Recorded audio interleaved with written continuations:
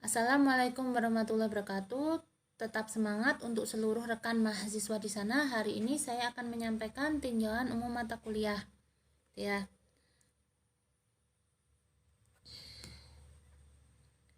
Apa itu statistik? Apa itu statistika? Gitu ya. Statistik adalah kumpulan data bilangan maupun non-bilangan yang disusun dalam tabel diagram yang melukiskan atau menggambarkan suatu keadaan, gitu ya. Statistik itu nilainya, sedangkan statistika adalah ilmunya, ilmu pengetahuan yang berhubungan dengan cara-cara pengumpulan data, pengolahan atau penganalisaan, dan penarikan kesimpulan berdasarkan kumpulan data dan penganalisaan yang dilakukan, gitu ya. Ilmu yang dipelajari itu statistika. Statistik adalah nilainya, nilai hasilnya, gitu ya, interpretasinya. Jenis statistika, jenis ilmu statistika ada menurut hasilnya dibagi menjadi dua. Menurut hasil yang diperoleh dibagi menjadi dua, yaitu statistika deskriptif, metode statistik, ilmu statistika yang digunakan untuk menggambarkan atau mendeskripsikan data yang telah dikumpulkan menjadi sebuah informasi. Sedangkan statistika inferensial yaitu ilmu statistika yang digunakan untuk mengetahui tentang sebuah populasi berdasarkan suatu sampel atau contoh dengan menganalisa dan menginterpretasikannya menjadi sebuah kesimpulan. Jadi ilmu statistika yang berupa analisa. Jadi analisa yang dapat diambil kesimpulan itu statistika inferensial. Sedangkan statistika deskriptif hasilnya berupa gambaran deskripsi dari suatu data. Gambaran deskripsi dari suatu data, ukuran pemusatan, gambaran deskripsi dari suatu data tersebut berpusat di mana, means, median, modus, itu termasuk statistika deskriptif. Statistika inferensial terdapat suatu asumsi awal, kemudian disimpulkan seperti apa, gitu ya. Statistika deskriptif contohnya yaitu diagram batang, penyajian data tadi ya, diagram, histogram, ogive, poligon, kemudian tabel, ukuran pemusatan, ukuran dispersi, itu termasuk statistika deskriptif. Statistika inferensial yaitu analisa regresi, variansi, analisa variansi, analisa data berkala, analisa korelasi, itu merupakan statistika deskriptif. Pengambilan kesimpulan mengenai uji Kolmogorov, gitu, normalitas data. Itu selanjutnya yaitu jenis data menurut wujudnya.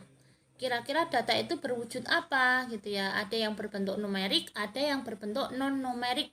Data yang berbentuk numerik disebut data kuantitatif, yaitu data yang berupa angka atau numerik. Sedangkan data kualitatif yaitu data yang bukan berupa angka atau non numerik, gitu ya. Contohnya jenis kelamin laki-laki perempuan, non numerik, gitu ya. Kemudian data kuantitatif, data numerik dibagi lagi menjadi dua, yaitu data diskrit dan data kontinu. Data diskrit yaitu data numerik yang diperoleh melalui cara pencacahan. Jadi pencacahan 1, 2, 3, 4, 5 itu data diskrit, gitu ya, dicacah satu-satu. 1, 2, 3, 4, 5 itu adalah data diskrit. Data yang diperoleh data numerik, data kuantitatif yang diperoleh melalui proses pencacahan. Sedangkan data kontinu adalah data numerik, data kuantitatif yang diperoleh dengan proses pengukuran. Jadi hasil pengukuran adalah data kontinu. Misalnya berat badan, tinggi badan, hasilnya berupa pengukuran. Luas lahan irigasi, luas tanah, jarak, gitu ya, lingkar lengan bawah, ukuran lingkar lengan bawah, semuanya diperoleh melalui pengukuran, disebut data kuantitatif, data kontinu. Data kuantitatif yang diperoleh melalui cara pengukuran, itu ya.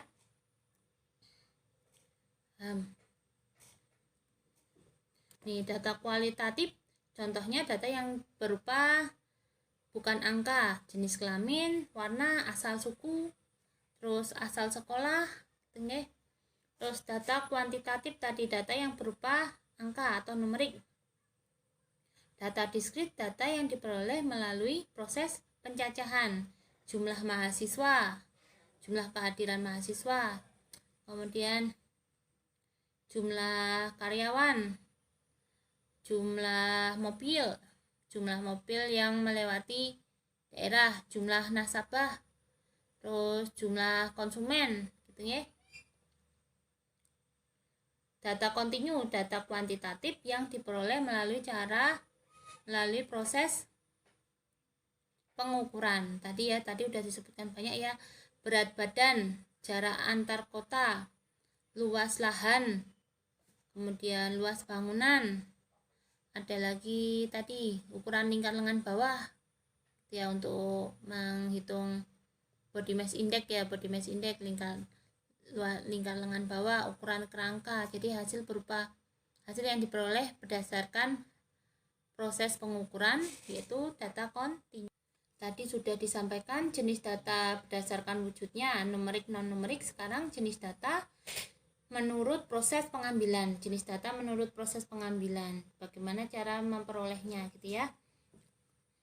Pertama, data primer, yaitu data yang diperoleh secara langsung dari sumbernya, baik melalui wawancara, penyebaran kuesioner, atau pengukuran langsung. Itu disebut data primer.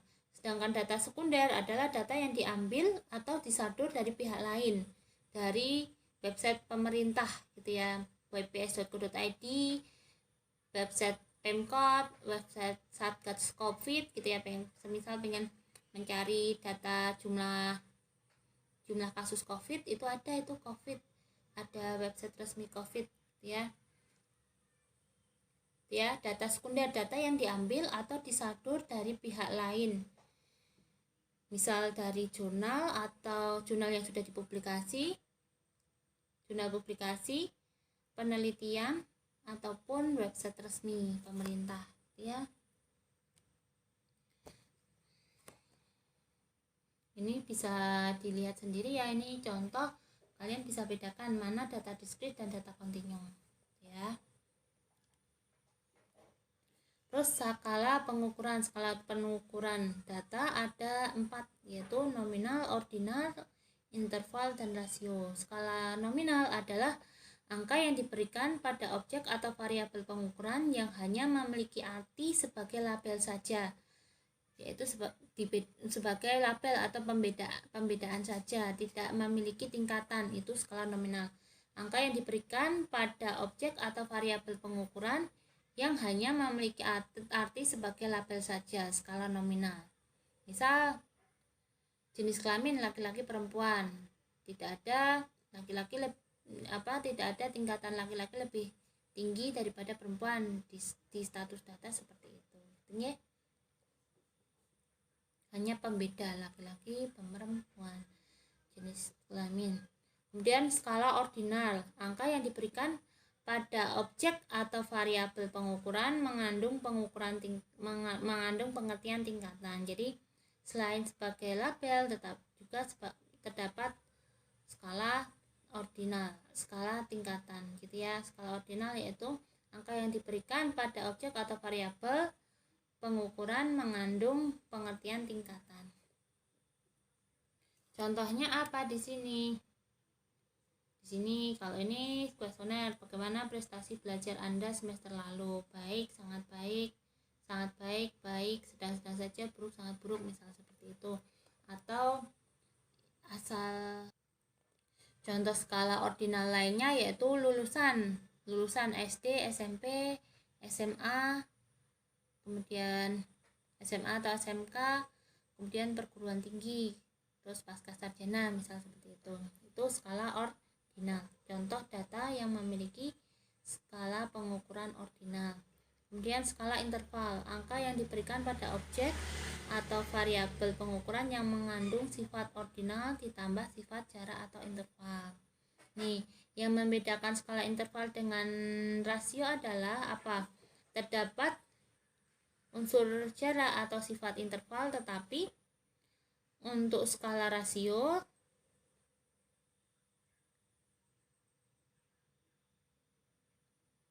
untuk skala rasio artinya terdapat nilai nol mutlak. Jadi jika terdapat angka 0, maka artinya benar-benar 0 atau tidak ada atau kosong. Contohnya jumlah mahasiswa 0. Artinya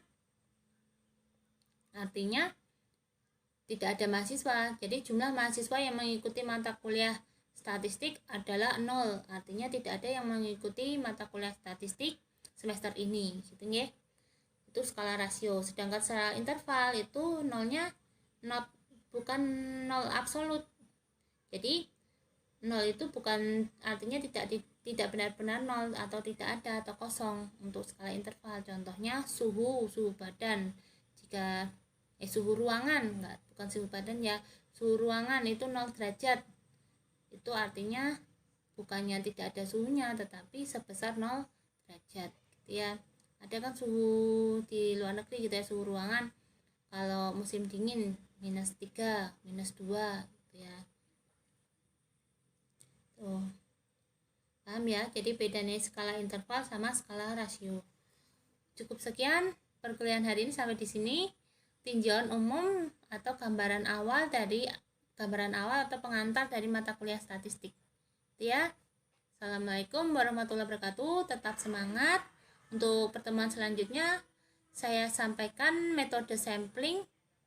Kemudian di metode sampling sebanyak 2 pertemuan. Jadi di materi selanjutnya kan sampling dan pemeriksaan data. Itu nanti ada 2 kali pertemuan, yaitu minggu kedua dan minggu ketiga, karena materinya agak banyak gitu ya. Tetap semangat. Assalamualaikum warahmatullahi wabarakatuh.